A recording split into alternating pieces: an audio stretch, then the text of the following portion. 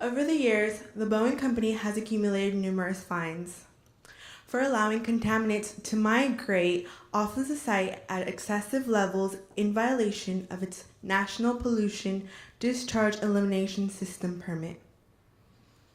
These fines have been issued by the Los Angeles Regional Water Quality Control Board.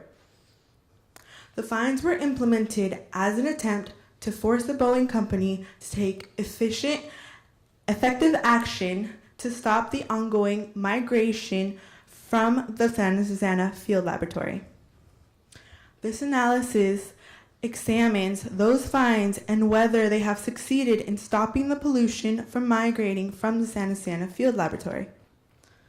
On April 29, 2002, the Los Angeles Regional Water Quality Control Board issued a mandatory minimum penalty of $39,000. This fine was for pollution discharge violation, which occurred in early 2000, continuing on to the year 2001. Unfortunately, the pollution violations continued. In July 25, 2007, the Los Angeles Regional Water Quality Control Board issued yet another penalty against the Boeing Company in the amount of $471,000 as a consequence for 79 violations that occurred within the year 2004 through 2006. However, the pollution violations kept continuing thereafter. On April 15, 2010, the Los Angeles Regional Water Quality Control Board filed a complaint for civil liability at the Ventura Superior Court against the Boeing Company. As a result, in June 2010, a consent judgment was signed by the owners of the Santa Susana Field Laboratory, the Los Angeles Regional Water Quality Control Board, and the Ventura Superior Court.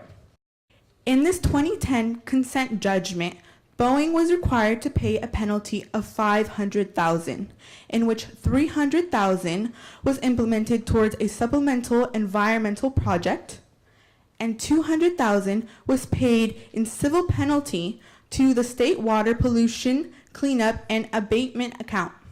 The pollution violations have unfortunately continued. Toxic contaminants continue to migrate from the site above permissible levels. The consent order established automatic penalties for future violations.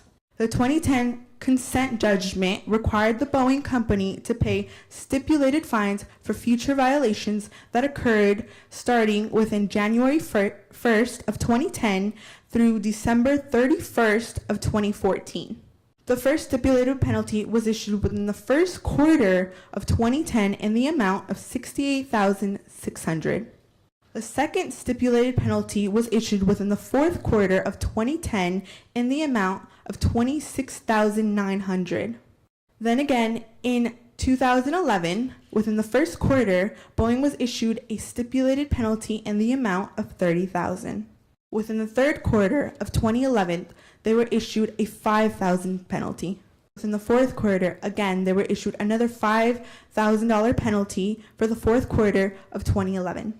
Following, in the year 2012, within the first quarter, Boeing was issued a stipulated penalty in the amount of $19,000.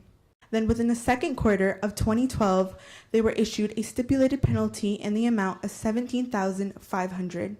As we have listed above, we have listed the fines that the Boeing Company has accumulated over a 12-year period for violations that started within the year 2000, ending within the second quarter of 2012.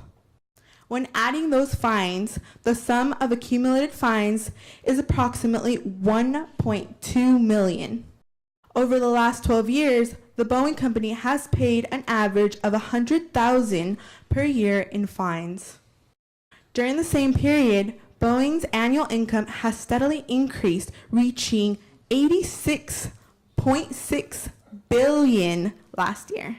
As you can see, we have also listed within a graph which illustrates Boeing's annual revenue for the years of 2000 going up until 2013, and I would like to point out that this bar graph is measured in billions.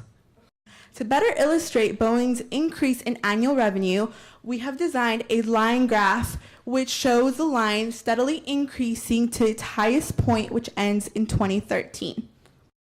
The average annual fine for violating pollution limits at the Santa Susana Field Laboratory represents thus only about 1/1,000,000th of Boeing's annual income. According to the United States Census Bureau, the median household income for 2008 to 2012 is approximately $53,000. Therefore, the equivalent fine for a median household family would be a 6-cent fine. In conclusion, the fines the Boeing Company has received for violating pollution discharge limits clearly have not succeeded in stopping the violations. Toxic contaminants continue to leave the site at levels in excess of legal limits. So long as it is cheaper to violate the pollution limits than comply, continued violations are likely to occur. If the site is not fully cleaned up, contaminants will continue to migrate.